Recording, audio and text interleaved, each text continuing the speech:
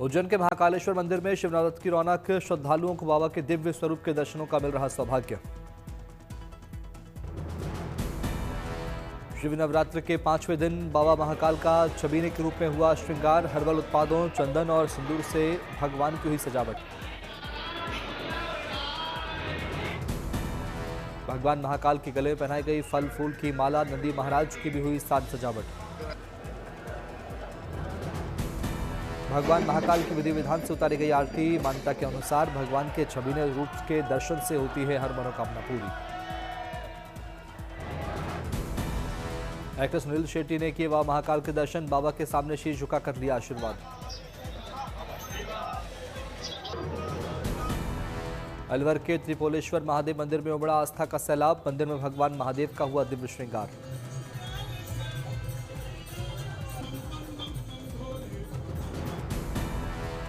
मंदिर में श्रद्धालुओं ने किया भगवान का पूजन। महिलाओं ने ढोल मंजीरों की धुन पर गाए भक्ति गीत।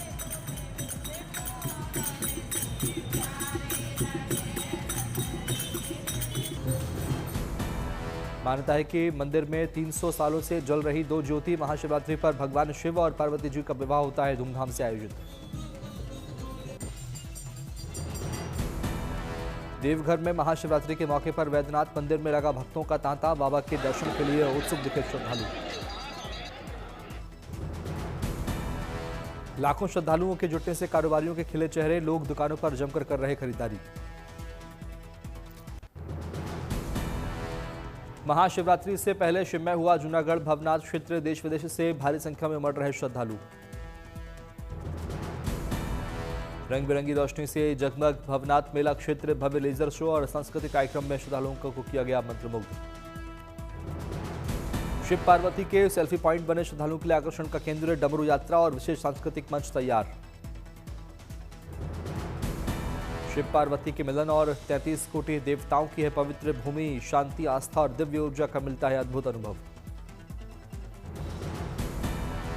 जूनागढ़ भवनाथ मेला बनेगा आस्था, संस्कृति और पर्यटन का संगम। 11 से 15 फरवरी तक भवनाथ मेले का आयोजन।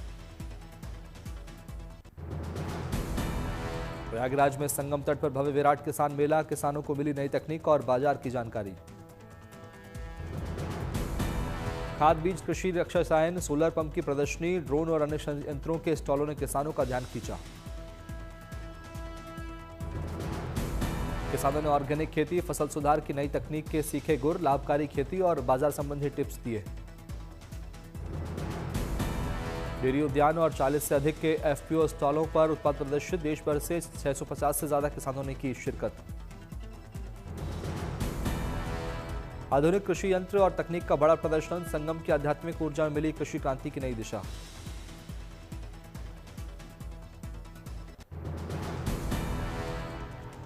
मथुरा के राधा रानी मंदिर में बीएसएफ के जवानों ने की सेवा। जवानों ने की मंदिर की साफ सफाई।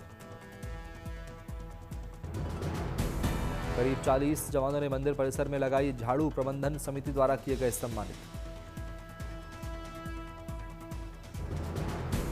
झुंझुनू में इटली से आए दूल्हे ने भारतीय दुल्हन से रचाई शादी। भारतीय परंपराओं और रीति रिवाजों से संपन्न हुई शादी। मेहमानों ने जमकर किया डांस। शादी में 13 देशों के मेहमान हुए शामिल। सभी ने दुल्हन को दिया आशीर्वाद।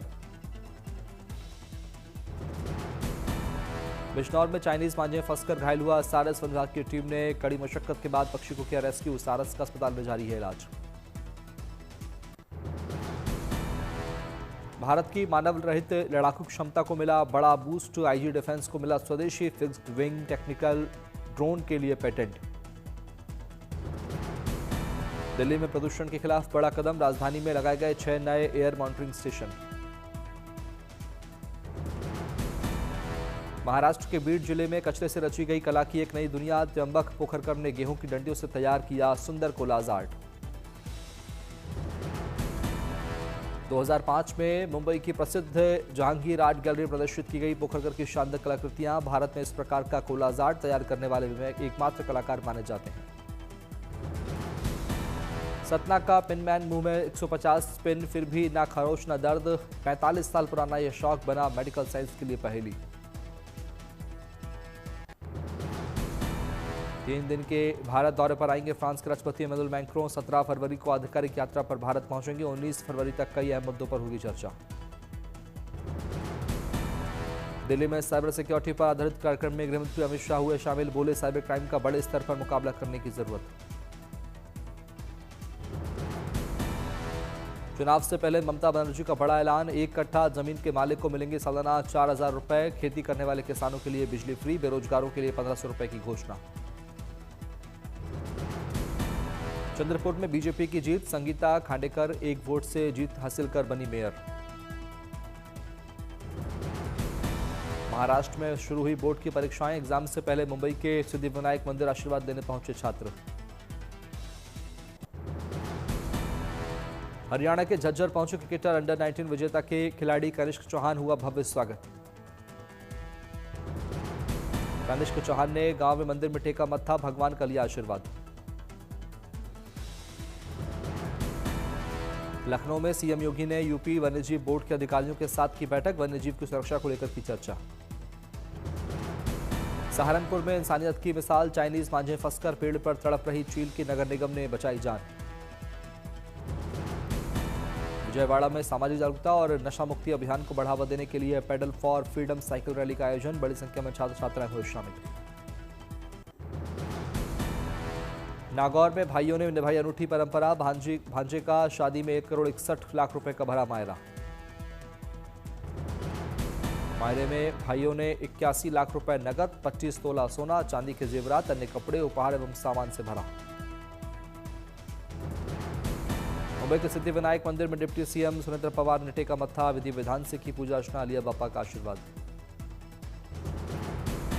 मुंबई के चैत्य भूमि का डिप्टी सीएम सुरेंद्र पवार ने किया दौरा। बाबा अम्बेडकर साहब को किया नमन। पुंछ में पीर पंचाल शीतकालीन महोत्सव का आयोजन। कई खेलों में स्थानीय युवाओं ने लिया हिस्सा। विजेताओं को किया गया सम्मानित। गुलमर्ग के प्रसिद्ध पर्यटन स्थल कोंगदोरी में हिमस्खलन की तैयारी के लिए मॉक ड्रिल का आयोजन। जवानों ने किया अभ्यास। सर्दियों के दौरान हिमस्खलन की स्थिति में त्वरित प्रतिक्रिया और सुरक्षा तैयारी को परखा गया। हिमस्खलन की स्थिति में तत्काल बचाव और राहत कार्यों की क्षमता को बढ़ाया गया। अभ्यास में सेना, पुलिस, एसडीआरएफ और पर्यटन बचाव दल शामिल। लोगों को भी किया गया जागरूक। त्रिपुरा ने आईआईटी दिल्ली के सहयोग से PMKVY 4.0 future ready skill programme launch किया। आईबीएम और एचसीएल के साथ समझौता ज्ञापन पर हस्ताक्षर। भुवनेश्वर में सीएम मोहन चरण मांझी ने जनता और दिव्यांगजनों को सुनी शिकायतें। जल्द मामलों का निपटारा करने का दिया निर्देश। करनाल में 3 शिक्षकों की शानदार पहल। जरूरतमंद बच्चों के लिए शुरू की उम्मीद की पाठशाला। पाठशाला में लगभग 60-70 जरूरतमंद बच्चों को दे रहे हैं शिक्षा। 3 शिक्षक बच्चों को फ्री में करते हैं शिक्षा प्रदान। बच्चों को स्कूल में एडमिशन भी करते हैं शिक्षक। कई सुविधाएं भी कराते हैं उपलब्ध। धर्मशाला में अखिल भारतीय इंटर जोनल महिला कबड्डी टूर्नामेंट का आयोजन। भारतीय कबड्डी टीम के पूर्व कप्तान और अर्जुन पुरस्कार से सम्मानित हुए दीपक हुड्डा हुए शामिल। दीपक हुड्डा ने कबड्डी खिलाड़ियों को खेल के दिए टिप्स। खिलाड़ियों के साथ साझा किया अपना अनुभव। T20 वर्ल्ड कप में अब से कुछ देर में अमेरिका की टीम से भिड़ेगा पाकिस्तान। कोलंबो के सिंगलीज स्पोर्ट्स क्लब में खेला जाएगा मैच। ग्रुप ए की इन दोनों ही टीमों का है ये दूसरा मैच। पिछले T20 वर्ल्ड कप में पाकिस्तान को हराकर ही सुपर 8 में पहुंचा था अमेरिका। T20 वर्ल्ड कप के ग्रुप ए के एक और मुकाबले में नीदरलैंड्स ने नामीबिया को 7 विकेट से दी शिकस्त। नीदरलैंड्स के बाल्स डी लीडे 48 गेंदों में नाबाद। 72 रन बनाकर दिलाई टीम को जीत। नीदरलैंड्स अब अपना अगला मुकाबला शुक्रवार को अमेरिका के खिलाफ खेलेगा, जबकि नामीबिया को गुरुवार को इसी मैदान पर मेजबान भारत से मिलेगी कड़ी चुनौती। ग्रुप डी के मुकाबले में न्यूजीलैंड ने यूएई को दी मात। 28 गेंदों के रहते 10 विकेट से जीता मैच। भारत के सामने झुका पाकिस्तान। T20 वर्ल्ड कप में भारत के साथ खेलेगा पाकिस्तान। 15 फरवरी को कोलंबो में भारत पाकिस्तान के बीच मुकाबला। पाकिस्तान ने आईसीसी से भारत के साथ ट्राई सीरीज और बायलैटरल सीरीज खेलने की रखी मांग। आईसीसी ने किया इंकार, कहा यह उनके अधिकार क्षेत्र में नहीं। T20 वर्ल्ड कप में भारत के खिलाफ पाकिस्तान के मैच पर बोले पूर्व कप्तान सौरव गांगुली, कहा भारत एक अच्छी टीम, पाकिस्तान के लिए मुश्किल होगा जीतना। FIH प्रो लीग में भारतीय पुरुष हॉकी टीम बेल्जियम और अर्जेंटीना के खिलाफ मजबूत शुरुआत के लिए उतरेगी। इस टूर्नामेंट से 2028 लॉस एंजल्स ओलंपिक पर होगी नजर। कतर ओपन में चाइना की जेंग किनवेन ने वापसी करते हुए शुरुआती मुकाबला जीतकर अगले दौर में बनाई जगह। पीरियड ड्रामा फिल्म लाहौर 1947 की रिलीज डेट का ऐलान। 13 अगस्त को रिलीज होगी फिल्म। सनी देओल, निर्देशक राजकुमार संतोषी और आमिर खान एक साथ आएंगे नजर। तापसी पन्नू की अपकमिंग फिल्म 80 का नया गाना मन हवा रिलीज। मोहित चौहान ने गाया है फिल्म का ये गाना।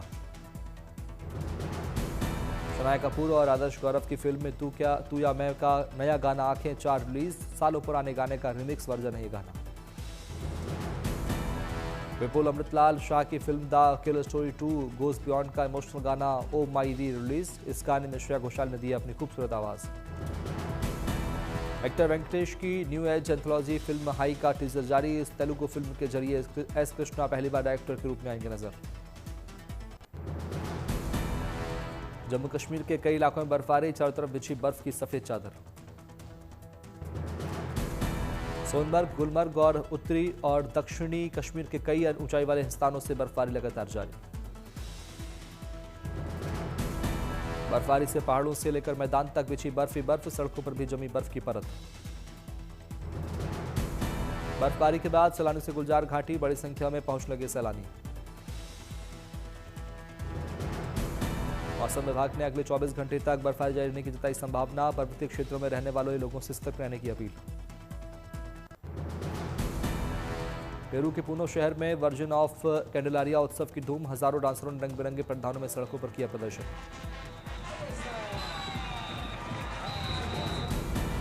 पारंपरिक नृत्यों ने दर्शकों को किया मंत्रमुग्ध। देश विदेश से आए पर्यटकों की भारी भीड़ हुई।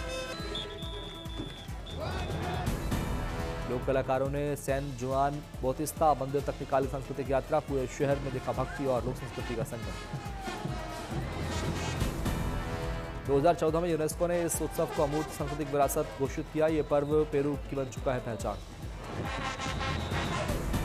16वीं सदी से चली आ रही इस परंपरा में ईसाई और प्राचीन आस्था का मेल। धरती माता की पूजा से जुड़ा है ये उत्सव।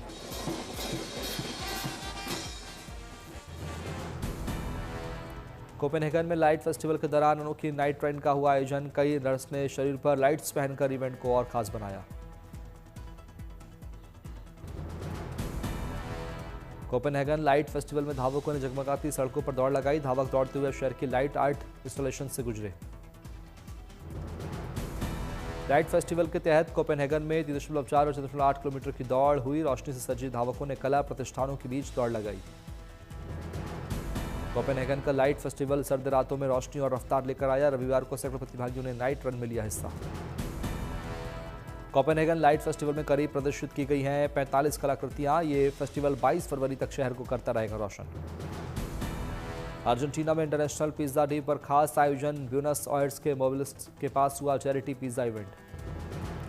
पिज्जा शेफ्स ने मौके पर बनाए 5000 पिज्जा स्लाइस। बच्चों की संस्था को दी जाएगी इस आयोजन से जुटाई गई राशि। एपाई संस्था ने किया पिज्जा डे चैरिटी इवेंट का आयोजन। कमाई डॉन बॉस्को यूथ ग्रुप को सौंपी गई। 2000 अर्जेंटीनी पैसों में 2 पिज्जा स्लाइस का मिला वाउचर। 2 लोगों ने बढ़ चढ़कर दान में लिया हिस्सा। इवेंट में फ्री पिज्जा और इनाम भी बांटे गए। पिज्जा के जरिए समाज सेवा का दिया अनोखा संदेश। अमीरात के एक किसान ने रेगिस्तान में फूलों की खेती कर सबको किया हैरत। हजारों रंग बिरंगे फूल और लोगों को कर रहे अपनी ओर आकर्षित। मोहम्मद ओबैद अल मजरूई का यह फ्लावर फार्म साल 2020 में जनता के लिए खोला गया। यहाँ 25 से ज्यादा किस्मों के खिले हुए हैं करीब 50,000 फूल। कठोर मौसम के बावजूद यह फार्म पर्यटकों का बन गया यहाँ पसंदीदा जगह। 15 दिरहम की एंट्री फीस में लोग प्रकृति और फूलों के बीच बिता रहे हैं सुकून के पल। यूरोप और अमेरिका से लाए गए बीजों को यूएई की मिट्टी में सफलतापूर्वक उगाया गया। अब रेगिस्तान में भी खिल रहे हैं ठंडी जलवायु वाले फूल। इन फूलों के फॉर्म ने लोगों को खुद भी पौधे लगाने के लिए किया प्रेरित। किसान की मेहनत अब दूसरों के लिए बन रही प्रेरणा। ड्रोन फुटेज में बर्फ से ढके रेगिस्तान जैसा दिख रहा लेक एरी चारों ओर जमी बर्फ से घिरा नजर आया। वेस्ट पियर लाइट हाउस। कड़ाके की ठंड ने लेक एरी को पूरी तरह जमी हुई बर्फ की चादर में बदला। सोशल मीडिया पर तेजी से हो रहा वायरल। सैटेलाइट तस्वीरों में लेक एरी की बर्फ में देखी गई बड़ी दरार, लगातार खिसक रही है तेज हवाओं से जमी हुई बर्फ। प्रकृति का अनोखा नजारा, जहां पानी नहीं सिर्फ बर्फ ही बर्फ। सर्दियों में लेक एरी का बदलता रूप सबको कर रहा है हैरान। विशेषज्ञों के मुताबिक बर्फीली चादर को तोड़ रही है तेज हवाएं, लगातार बदलता रहता है लेक एरी का विंटर लैंडस्केप।